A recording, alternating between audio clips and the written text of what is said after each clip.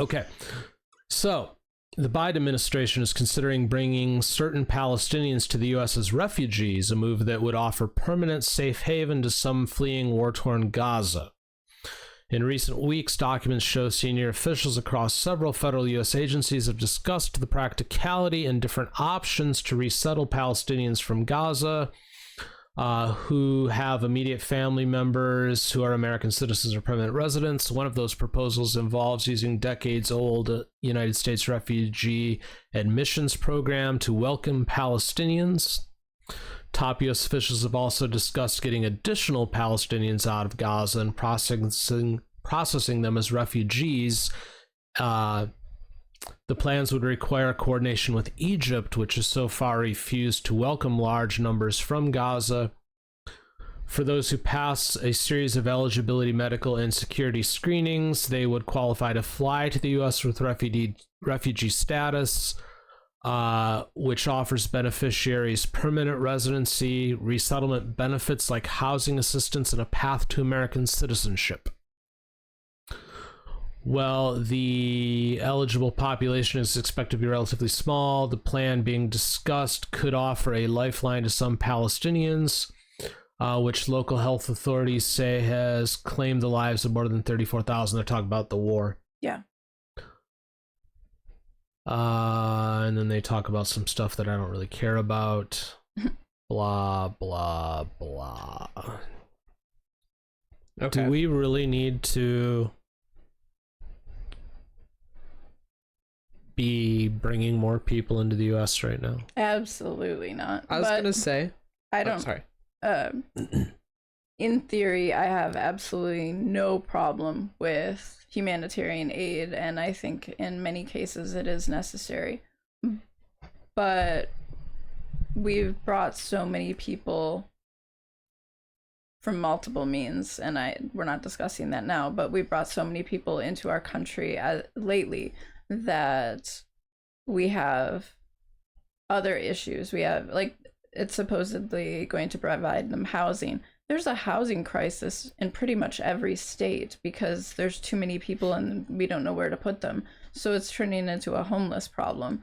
So if we don't even have enough room for the people we currently have, are we really helping anyone by bringing them into this situation? I don't think so. I was gonna kind of bring that up too. I like the idea, but I think where we are now, it's probably not a good idea. Not even just for like us, but like also kind of for the people we'd be bringing in. Yeah, I don't think it's fair to them. No, because like while there's a matter of being safe and being like actually comfortable in where we're at now. They're probably not going to be comfortable, and there's probably better places for them to go. Obviously, like we don't want people to be in like a war-torn place, but I don't think here is actually truly the best place for them if they're going to be staying in a place that's not their home country for an extended period of time and need housing and work and stuff like that. Here's probably not the best place. I think it would be different if there was like the program, supposedly they had to have a family here who is already American citizens. If that family here was able to agree that they could be housed with them and provide them with shelter, then honestly, I don't have any issue with it. Kind of like, I mean, this is probably a bad example, but when people are paroled, they often have to say where they're going to reside. So if the people that we're allowing in already have family, if the family is able to, sign a legal document saying, yes, we're going to provide them housing so they don't wind up on the street, then I don't have an issue with it. But just to let them wander free when we have housing crisis and wind up homeless on the street is not helping anyone. Well, the good news is that the program's supposed to provide them with housing assistance, so that'll cost us money. But but there isn't even housing there. Assistance doesn't matter. Oh, they'll put them in a hotel room for $500 a night. And okay. also, like, furthermore, I didn't say you'd like it. and That's what they'll do, though. Yeah, no, I was about to say, even then, like, the housing assistance they'd probably provide, I don't think it's even going to be that good. We, like, our social security benefits aren't enough to actually live comfortably here. No, I don't think, like, any refugee stuff's going to be much comfortable either. We're too busy with all this, like, inflation and all the other crap we're spending money on, to the point where we can't even provide everybody else here, like, decent social security benefits. I don't think the refugee benefits are going to be much good either. I don't think it's fair for them. I'll be honest, I don't care if it's any good or not. I don't want to spend that money. What bothers me more than anything is that part of that plan is to provide them a path to citizenship. Yeah. Why? I mean, you could make the argument of, okay, let's pull them out until the current conflict is resolved, and we could have that debate. But I don't think there's any debate to just then blanket saying, okay, these people that are here, we'll give them a way to become citizens. I don't get that. Unless there's, this is a broader discussion, I suppose, but I feel like anything that we do citizenship wise at this point in our country, that person should bring some kind of benefit to us, something that we need. Because one of the things that I don't think is understood well enough is that, you know, we're a couple hundred years on now as a country, like 250 years roughly. Yeah. Okay. At this point, we have developed a culture. Yeah. We have an American culture. There was a claim, and it was valid for a long time, that America was the big melting pot. Yes. And yes, when you're growing, when you're expanding, but well, it says that on the Statue of Liberty, isn't the whole "bring us your poor, your" okay. Yeah, tired, huddled masses, yes. All of that. But we're past that now. We're an established place with an established people, and while the culture varies from region to region, like the culture we experience in the Southwest is a lot different from what you and I grew up with, Beth, in the Midwest. Correct. But it's still America. There's a specific way that we do things. So continuing to bring people in that don't adapt to what we have now is problematic. There was a time where they didn't have to adapt because we were so small and so young, but all of that has kind of homogenized now into what I would call an American culture.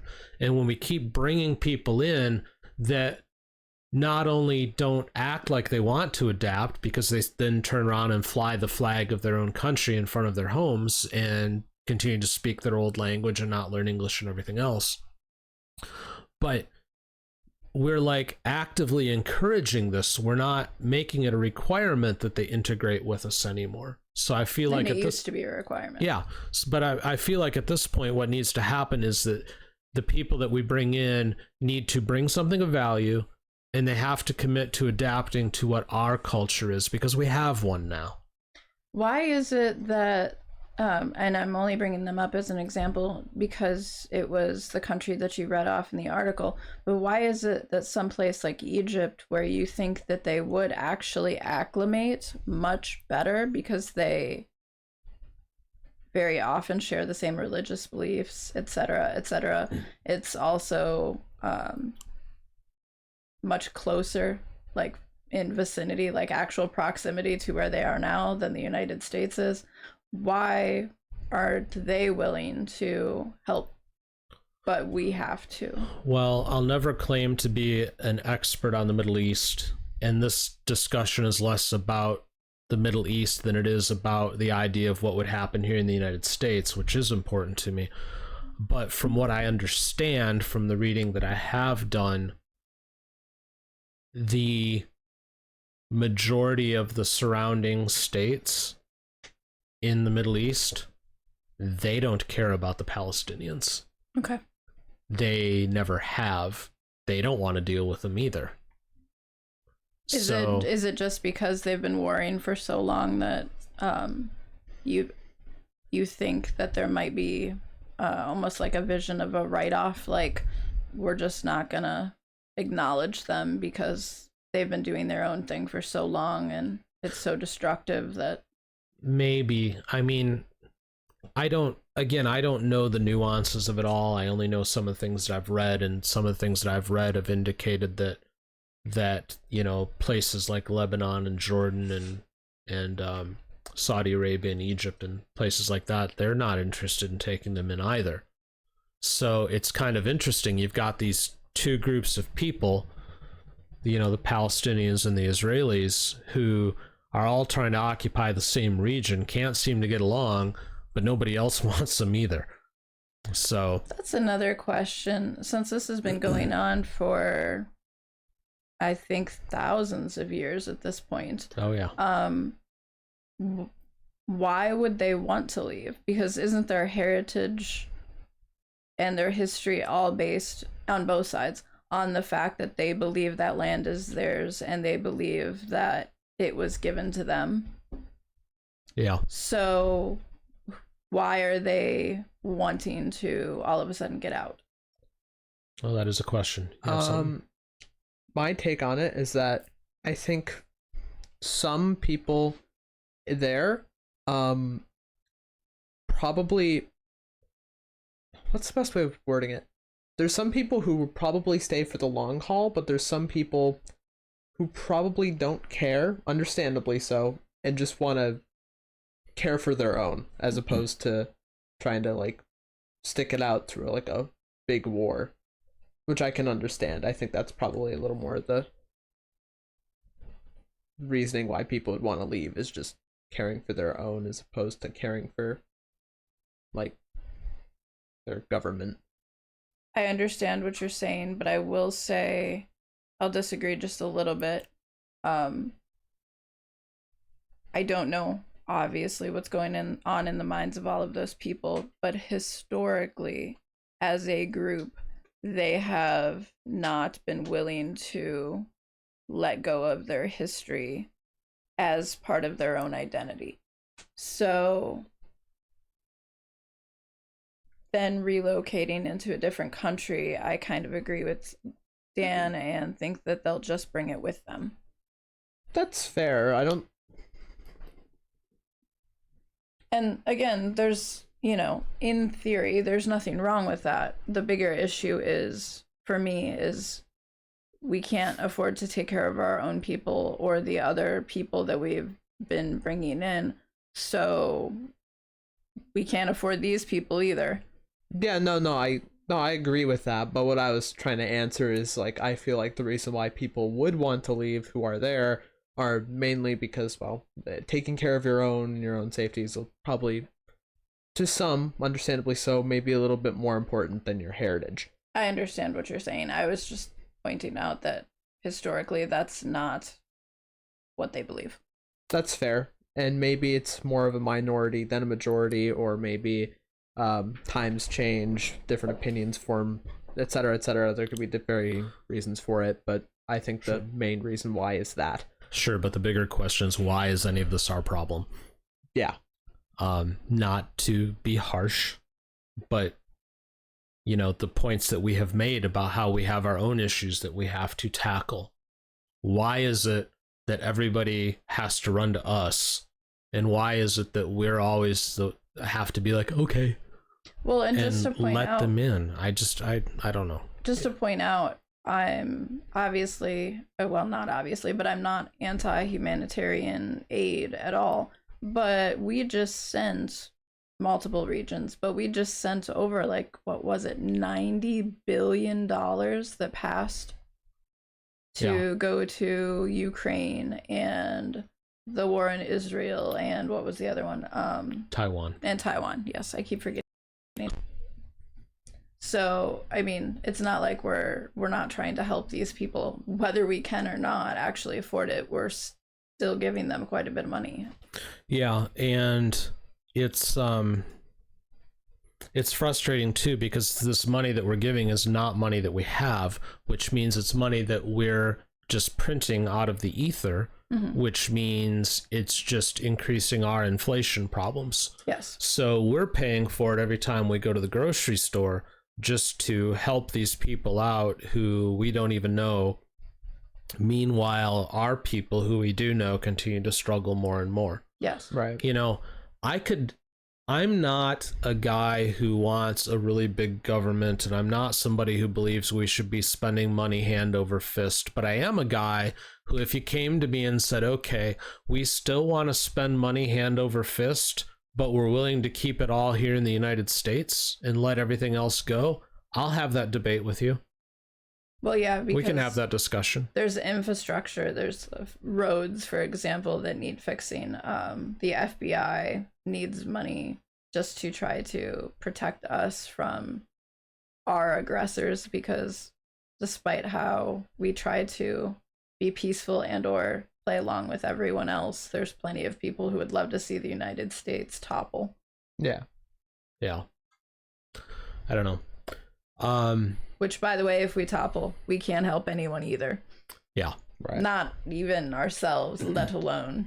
Yeah, that's the funny thing. Else. Half the world wants us to topple, at the same time they want to get here. Yes. Yeah. We are very, like... Make up your mind. Do you like us or not? Like, I mean... To be fair, we are pretty central to the world. Like, a lot of currencies are pegged against ours. We're used as, like, our currency, even though we're not even backing it with anything anymore, but that's a whole separate subtopic. Yeah. At the moment, we're the world exchange currency. Yeah. We'll see how long that lasts. Yeah, we're very important if we topple Rutro.